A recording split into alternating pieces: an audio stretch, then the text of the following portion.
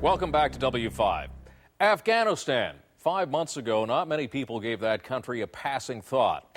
And then on one horrific morning, the terrorist attacks of last September, that country, its repressive Taliban regime, and the al-Qaeda terrorists that it harbored became global enemy number one.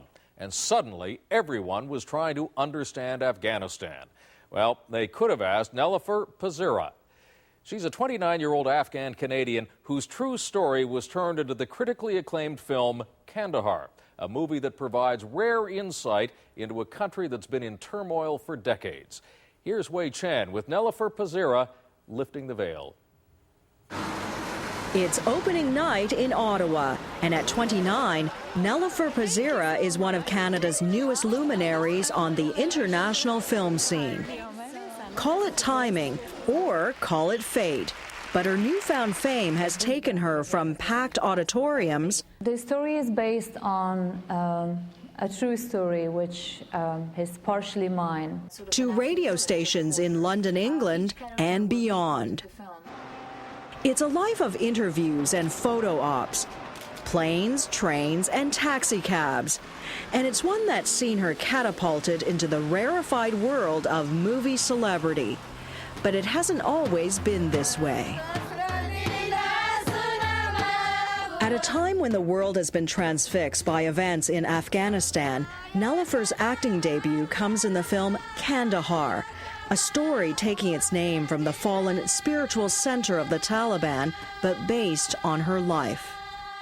It's a story Nelofer was born to tell, a film about life and death under the Taliban, and the lot of women under the heel of one of the most rigidly fundamentalist regimes in history.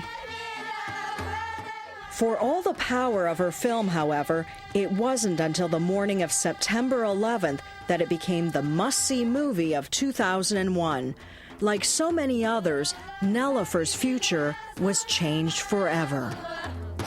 I kind of thought, how ironic and how sad for our world that we have to lose, innocent lives in America, so then we can begin to think and talk about the tragedy of another country. You kind of try to remain sane and try to create a sense of understanding. The story that's the basis for her film began 13 years ago when Nelofer was a teenager. The Soviet army withdrawing from Afghanistan after more than a decade, driven from the streets of Kabul by the Islamic rebels known as the Mujahideen.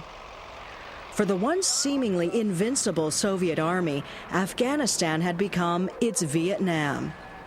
But before the communists were routed, they cut a swath through Afghan society. Nelofer's father, Habibullah, remembers how the communists went after the country's elite.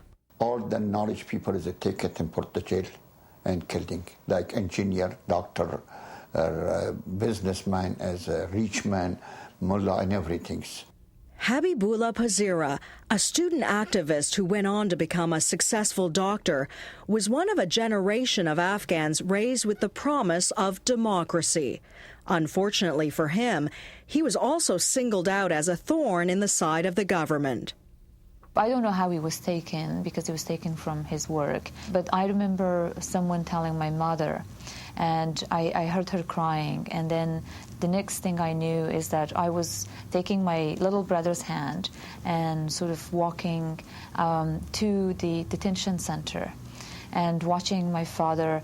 It was actually sort of like a clay little place. It was made of mud or clay, and there was bars, and I remember that very well. And I was just watching him from behind the bar, and I was crying. 1 year and 3 months I was in the jail, and they gave me electric shock.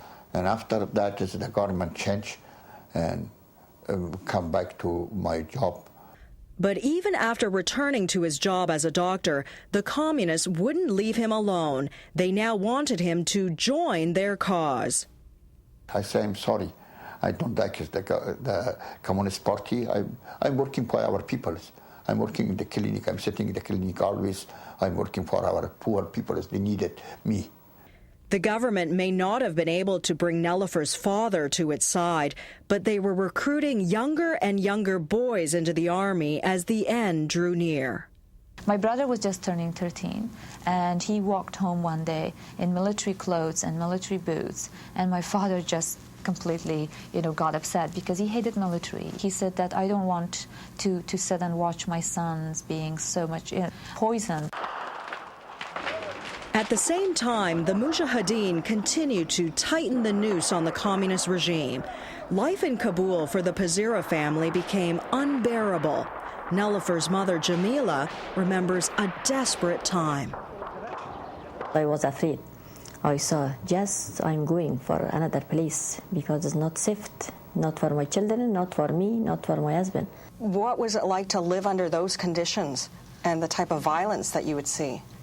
In the beginning, we were kind of safer because we lived in the city, and the city center was protected, by the government. But then slowly, as the time went by, the war sort of grew closer and closer to the city. The first night when the rockets start, sort of sounding, we were all so scared, and we looked around, we didn't know what it was. Then we got used to it. Every night at 11 o'clock, there was rounds of rockets will start coming. We didn't know where it landed. It could have been, next door neighbor. And there were times that I remember, I was quite grown up at the time, that I would walk to the corner of a street and did not want to look further away in case my house was not there. Reeling from years of relentless fighting, the family decided it was time to get out of Kabul before it was too late.